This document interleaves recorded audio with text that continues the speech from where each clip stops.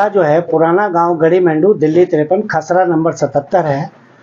और ये आज हमारा जो मामला, ये जो सम्मेलन करने का जो हुआ है वो इसलिए हुआ कि यहाँ एक मुबारक मस्जिद एंड इस्लामिक एजुकेशन सेंटर 2013 से नमाज अदा की जाती है। 2020 में जो दंगे होते हैं उसके बाद से फिर हमें यहाँ प्रॉब्लम शुरू हो जाती है। अभी तक उस तक कोई प्रॉब्लम नहीं थी। हमारे माइक भी लगे हुए थे, ऊपर छत भी पड़ी हुई थी, टॉयलेट बाथरूम वगैरह सब कुछ बना हुआ था। मस्जिद में जो छोटी मोटी फैसिलिटी होती हैं वो सभी थी, लेकिन दंगों में उनको सबको जो है वो नेस्त नाबूद कर दिया गया, आग लगा दी गई। आग लगाने के बाद भी यहाँ जो है वो जो कंपलसेशन का जो पैसा लोगों को मिला गवर्नमेंट से या जैसे भी एनजीओ वगैरह से, वो हमारी मस्जिद को कंपलसेशन भी नहीं मिल पाया। और 25,000 रुपये जो कंपलसेशन में एसडीएम द्वारा जो दिए गए थे, उन 25,000 रुपये को भी हमारी मस्जिद में किसी तरह से नहीं लगने दिया गया कि नहीं जी आप यहाँ पे कोई कंस्ट्रक्शन नहीं कर सकते।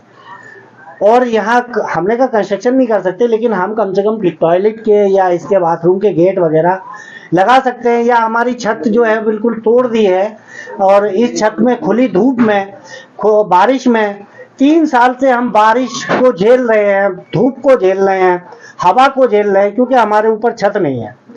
और आप सब ये जानते होंगे कि एक छत के बगैर किस तरह से ज़िंदगी गुजारी जाती है। हमें 5 वक्त इस मस्जिद में नमाज अदा करनी पड़ती है, और 5 वक्त में बारिश भी होती है, धूप भी होती है, हर मौसम को हमें झेलना पड़ रहा है। 3 साल इस शिकायत को हमें करते करते हो गए, लेकिन आज तक हमें छत मुहैया नहीं हुई कि हम अगर कायदे से टीन भी अपना जो शेड भी डाल लें, इतने तक हमें मोहलत नहीं दी जाती। क्या हमारा इस भारत में संवैधानिक कोई ये हक नहीं हमारा कि हम एक छत के नीचे खड़े होकर नमाज अदा कर लें? मस्जिद में कंस्ट्रक्शन कराने से आपको रोकता कौन है? कंस्ट्रक्शन की तो बात अभी तक हुई नहीं है। अभी कंस्ट्रक्शन हमने ऐसा कुछ किया ही नहीं, लेकिन हमें सबसे पहले समस्या जो आती है पुलिस से आती है। सबसे पहले कंपार्टमेंट में जो होती है, अपनी अर्जी कहाँ दी आपने? हमने देखो डीसीपी साहब को भी कहा है, एसीपी साहब को भी कहा है, हमने एसडीएम साहब को भी कहा है, और इन सबको हमने ये कहा कि भाई हमारा ये काम होना चाहिए। जमीयत में भी हमने कहा, वक्फ बोर्ड में भी हमने प्रूफ है मेरे पास। हमने वक्फ बोर्ड से एक लेटर लिखवाया था डीसीपी साहब को, वक्फ बोर्ड के चेयरमैन साहब ने लेटर लिखा था। आपका ये जो मामला है ये तो कोर्ट में भी चल रहा है शायद, सुनने में आ रहा है। हाँ, ये मामला हमारा एसडीएम कोर्ट में भी चल रहा है। 9 महीने से एसडीएम कोर्ट में चल रहा है, और 9 महीने से हमें आज तक ये नहीं पता लगा कि आखिर ये कंप्लेंट किसकी है। तो जो पुलिस प्रशासन जो आपको परेशान कर रही है वो किस वजह से कर रही है? क्या कारण है? किस तरीके से सता रही है? सर, सताना क्या, एक तरह से हमारे साथ अत्याचार हो रहा है। अत्याचार ये हो रहा है कि अभी रमजानों में हमने गेट हमारे सड़े जा रहे थे 3 साल से, गेट के ऊपर कलर करा दिया। उस कलर पे हमें 3 दिन तक पुलिस ने परेशान किया कि आपने ये कलर क्यों करा दिया। हमने कहा सर ऐसा क्या असंवैधानिक हमने काम किया है, ऐसा क्या गलत कर दिया हमने जो हमने कलर करा के क्या कोई दिक्कत हो गई? नहीं। कोई ऐसा प्रावधान था कि आपको कलर करवाने से पहले कहीं से कोई परमिशन लेनी थी? कैसा कुछ बताया गया? नहीं, ऐसा कुछ नहीं कि बस कलर क्यों कर रहे हो, ये भी नहीं कि आपको परमिशन नहीं है। परमिशन की बात अगर वो करते हैं तो पढ़ाने के लिए करते हैं। मैंने हम पढ़ाने तो इसमें ऐसी कुछ कर ही नहीं रहे। बोले आप यहाँ पढ़ाई कराते हैं? मैंने हाँ, पढ़ाई तो यहाँ अरबी है वो पढ़ाई जाती है, उर्दू है वो पढ़ाई जाती है। बोले आपके परमिशन नहीं है। तो मैंने कहा उर्दू के अलावा आप यहाँ पे कौन कौन सी शिक्षा को लेकर के? देखो, सबसे मेन जो है हमारी वो दीनी भाषा अरबी है, और उसके दूसरे नंबर पे हमारा जो है वो उर्दू। और उसके बाद जो ऐसे बच्चे हैं जो किसी न किसी कारण स्कूल नहीं जा पाते, कुछ ऐसे बच्चे हैं जो छोटी छोटी 5-5 साल की 6-6 साल की बच्चियां हैं, क्योंकि यहाँ आसपास कोई स्कूल नहीं है। सबसे मेन मुद्दा यह है कि यहाँ कोई प्राइमरी स्कूल तक नहीं है। अब वो 5 साल की या 4 साल की बच्चियां रोड क्रॉस करके कैसे स्कूल जाएं?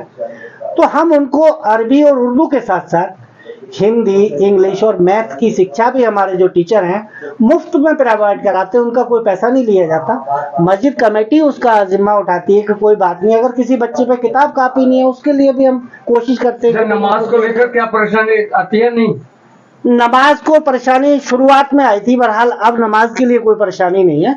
अब परेशानी सिर्फ ये है कि बच्चे क्यों पढ़ा रहे हैं। नहीं, एजुकेशन आपने जो है पुलिस की बात करी कि पुलिस वाले परेशान करते हैं, स्थानीय जो लोग हैं दूसरे समुदाय के, उनका क्या रिएक्शन है, वो क्या कहते हैं? मेरा ये मानना है कि पुलिस के पास इतना वक्त नहीं है कि वो बिला वजह हमें आके परेशान करे। कोई ना कोई स्थानीय लोग उसमें एक्टिव जरूर है, जो पुलिस को कॉल करता है, पुलिस को फोन करता है।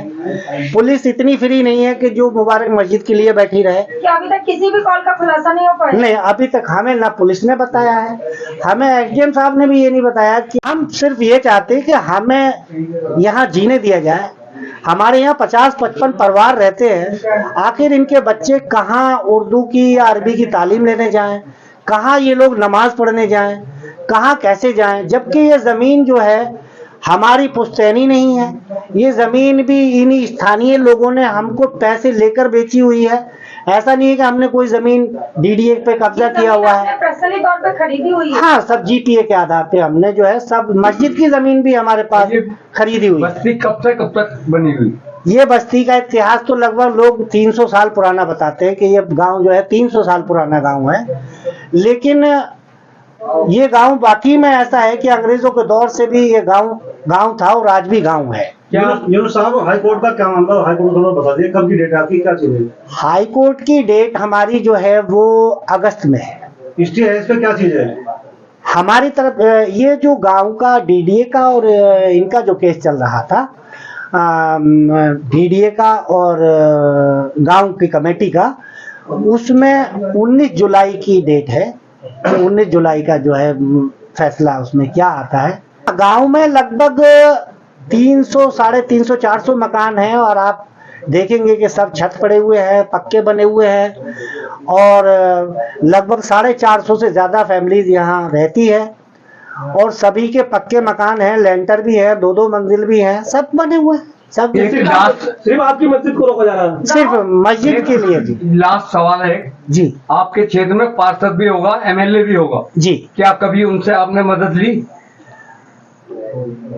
मैं अभी एमएलए साहब से तो मेरी मुलाकात नहीं हो पाई है अभी, लेकिन पार्षद जी से मैंने इसके बारे में, क्योंकि 2020 के जो दंगों में ये पूरी लाइन काट दी गई थी, खंबे गिरे पड़े हैं, उन खंभों को लगाने के लिए भी मैंने लिखित रूप में पार्षद जी को एक लेटर दिया था कि सर अंधेरा बहुत रहता है, जंगल का मामला है, हमारी लाइटें लगवा दी हैं। तो उस पे भी अभी उन्होंने कहा कि लाइटें आएंगी तो लगवा देंगे और खंबा आज भी आप देखेंगे वो ऐसे ही पड़ा हुआ है। क्या आपके गांव में आपकी मस्जिद के अलावा कोई और भी धार्मिक स्थल है? इस गांव में लगभग 6 के लगभग मंदिर हैं जी।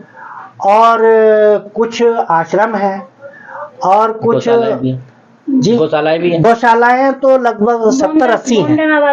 क्या उन पे कभी किसी तरह की कोई विपदा आई?